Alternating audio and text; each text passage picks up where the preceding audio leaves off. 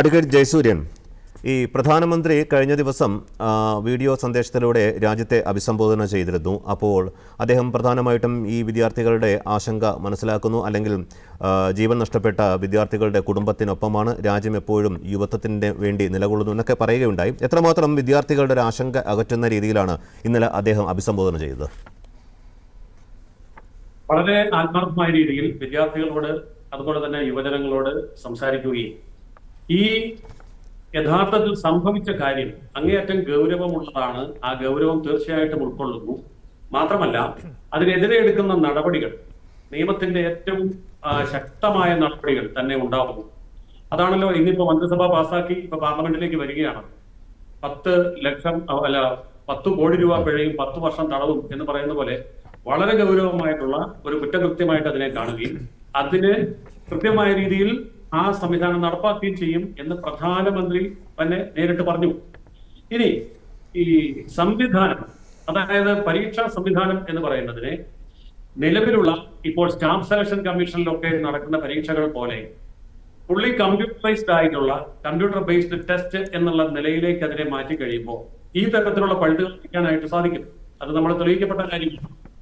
മാത്രമല്ല, ഈ പ്രശ്നമുണ്ടായപ്പോൾ അതിനെതിരെ വളരെ വേഗം നടപടിയെടുക്കുകയും 13 പേരെ കുറ്റക്കാരായി കണ്ട് അവരെ അറസ്റ്റ് ചെയ്യുകയും കേസ് CBIക്ക് വിടുകയും വളരെ വേഗം അതിൽ തീർപ്പുണ്ടാക്കാൻ വേണ്ടി അതിവേഗ കോടതികൾ സ്ഥാപിക്കാനുള്ള നിർദ്ദേശം കൊടുക്കുകയും പ്രധാനമന്ത്രി ആ കാര്യങ്ങളൊക്കെ ചെയ്തു കഴിഞ്ഞു.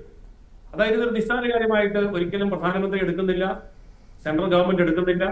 അതീവ ഗുരുതരം തന്നെയാണ്. ഇത്രയും വലിയൊരു രാജ്യത്ത് ലക്ഷക്കണക്കിന് കുട്ടികൾ എഴുതുന്ന പരീക്ഷയും അവരുടെ ഭാവിയും അവരുടെ കുടുംബവും എല്ലാം ആശങ്കയിലാകുന്ന, അതായത് നമ്മുടെ ഒരു പരീക്ഷാ സമ്പ്രദായത്തെ തന്നെ അട്ടിമറിക്കുന്ന ആ ഒരു പ്രവൃത്തി ആര് തന്നെ ചെയ്താലും അതിന് അതിശക്തമായ രീതിയിൽ നേരിടുക മാത്രമല്ല, പഴുതടച്ച് മുന്നോട്ട് പോകണമല്ലോ. പഴുതടച്ച് മുന്നോട്ട് പോകണമെങ്കിൽ കുറ്റമറ്റ സംവിധാനങ്ങൾ ഉണ്ടാവണമല്ലോ. അപ്പോൾ ഓരോ കാലഘട്ടത്തിലും അതാതിൻ്റെതായിട്ടുള്ള ഗുണങ്ങളും ദോഷങ്ങളും സാങ്കേതികമായ രംഗത്തോട് വരും. ഇപ്പൊ സാങ്കേതിക വിദ്യയുടെ പുരോഗതിയിൽ നമുക്ക് ഗുണമുണ്ട്, ദോഷമുണ്ട്. ഏതൊരു കാര്യം വളരെ ഭംഗിയായിട്ട് ചെയ്യുന്ന സമയത്തും അതിനെയും അതൊരു പഴുത് കണ്ടുപിടിച്ച് അവിടെയും കടന്നു കയറി കുറ്റകൃത്യങ്ങൾ ചെയ്യുന്ന കുറ്റവാളികളുണ്ട്. സിസ്റ്റത്തിനകത്ത് തന്നെയാണല്ലോ ഈ കുറ്റവാളികൾ നിൽക്കുന്നത്. അതുകൊണ്ട് അതിനെ ശുദ്ധീകരിക്കുക എന്നുള്ള വലിയ ഒരു ദൗത്യം അങ്ങേയറ്റം ഗൗരവത്തോടുകൂടി തന്നെ ഗവൺമെന്റ് എടുക്കുന്നു.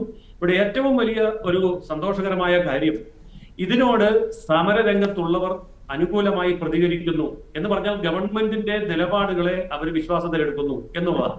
സോനം വാങ്ചുക് എന്തുകൊണ്ടാണ് നിരാഹാര സമരം അവസാനിപ്പിച്ചത്? അദ്ദേഹം ഈ കാര്യത്തിൽ സ്വന്തം ജീവൻ വെടിയാൻ തയ്യാറായി 3 ആഴ്ച കാലമായി അവിടെ നിരാഹാര സമരം കിടക്കുന്നു. അദ്ദേഹത്തോട് കേന്ദ്രമന്ത്രിമാർ സംസാരിച്ചതിന്റെ അടിസ്ഥാനത്തിൽ അദ്ദേഹത്തിന് കാര്യങ്ങൾ ബോധ്യപ്പെടുകയും ഈ നിരാഹാര സമരം അവസാനിപ്പിക്കുകയും ചെയ്തു. മാത്രമല്ല, ഇന്ത്യയില് ഈ സമീപകാലത്തായി കണ്ടുവരുന്ന ഒരു രീതി, ഏതെങ്കിലും ജെനുവിൻ കോസിന്റെ കാര്യത്തിൽ നടക്കുന്ന ഒരു സമരം, അത് ഡൽഹിയിൽ നടക്കുന്ന സമയത്ത് അത് കർഷക സമരമാകാം, അല്ലെങ്കിൽ വിദ്യാർത്ഥി സമരമാകാം, അത് CAA വിരുദ്ധ സമരമാകാം, എന്ത് സമരമാണെങ്കിലും സമരം തുടങ്ങുമ്പോൾ കാരണമുണ്ടായിരിക്കും. പക്ഷെ സമരം തുടങ്ങിക്കഴിഞ്ഞാൽ സമരം തുടങ്ങുന്നവരുടെ കയ്യിൽ നിന്ന് ഇത് രാജ്യവിരുദ്ധ ശക്തികൾ ഏറ്റെടുക്കുന്ന കാഴ്ചയാണ് നമ്മൾ കാണുന്നത്. പിന്നെ അവിടെ ഉയർന്ന മുദ്രാവാക്യങ്ങൾ ആ വിഷയത്തെ സംബന്ധിച്ചല്ല. ഇപ്പൊ നീറ്റ് പരീക്ഷ എന്നുള്ളതിന്റെ ക്രമക്കേടിനെ സംബന്ധിച്ചുള്ള സമരം നടക്കുമ്പോൾ ഇന്ത്യയെ പലതായിട്ട് വെട്ടിമുറിക്കണം, 370-ാം വകുപ്പ് പുനഃസ്ഥാപിക്കണം, ഉമർ ഖാലിദിനെ തുറന്നുവിടണം, ഇങ്ങനെയുള്ള ആവശ്യങ്ങൾ മുന്നോട്ട് വരികയും അതിന്റെ പേരിൽ ആവേശം കൊള്ളുകയും, നമ്മള് കേരളത്തിലെ വയനാട് ജില്ലയിൽ നിന്നൊക്കെ പോയ കുട്ടികളുടെ പ്രതികരണങ്ങളൊക്കെ മലയാളം ചാനലിൽ തന്നെ കാണിച്ചല്ലോ. അപ്പോ ആയിരക്കണക്കിന് ആൾക്കാര് കേരളത്തിൽ നിന്ന് ഡൽഹിയിലെത്തി ഈ സമരത്തിൽ പങ്കാളികളാകുന്നു. അപ്പോൾ അതിന്റെ പിന്നിലുള്ള ചേതോവിഹാരം എന്താണ് എന്നൊക്കെ ചിന്തിക്കുമ്പോഴും അന്വേഷിക്കുമ്പോഴും വളരെ വ്യക്തമായി കാണുന്നത്, കൃത്യമായിട്ടുള്ള ഒരു കാര്യത്തിന് വേണ്ടി തുടങ്ങുന്ന സമരം ആ സമരവുമായും അതിന്റെ കാരണങ്ങളുമായി ബന്ധമില്ലാത്ത തലങ്ങളിലേക്ക് വഴിതിരിച്ചു വിടുകയും അതിനെ രാജ്യവിരുദ്ധമാക്കി തീർക്കുകയും ഒക്കെ ചെയ്യുന്ന സാഹചര്യം വരുന്നുണ്ട്. സോനം വാങ്ചുക് അദ്ദേഹത്തിന്റെ ഭാര്യയും ഇത് വളരെ വ്യക്തമായിട്ട് പറഞ്ഞല്ലോ. അതായത് ഇത് വഴിവിട്ടു പോവുകയാണ്, ഉദ്ദേശിക്കുന്ന സ്ഥലത്തേക്ക് അല്ല പോകുന്നത്, രാജ്യവിരുദ്ധ ശക്തികൾ രംഗം കൈയടക്കുകയാണ്, അതുകൊണ്ട് ഈ സമരത്തിൽ ഇങ്ങനെ പോയിട്ട് കാര്യമില്ല എന്നവര് തുറന്നു പറഞ്ഞല്ലോ. ഏതായാലും ഇപ്പോൾ നടത്തിക്കൊണ്ടിരിക്കുന്ന ചർച്ചകൾ അങ്ങേയറ്റം പോസിറ്റീവാണ്. ഇപ്പോൾ വിദ്യാർത്ഥി നേതാക്കളുമായിട്ടും കേന്ദ്രമന്ത്രിമാര് ചർച്ച നടത്തി കഴിഞ്ഞിരിക്കുന്നു. അതുകൊണ്ട് വളരെ ശുഭകരമായിട്ടുള്ള ഒരു പര്യവസാനം 1-2 ദിവസത്തിനുള്ളിൽ ഉണ്ടാകും എന്ന് നമുക്ക് ഉറച്ച് വിശ്വസിക്കാം എന്നാണ് എനിക്ക് തോന്നുന്നത്.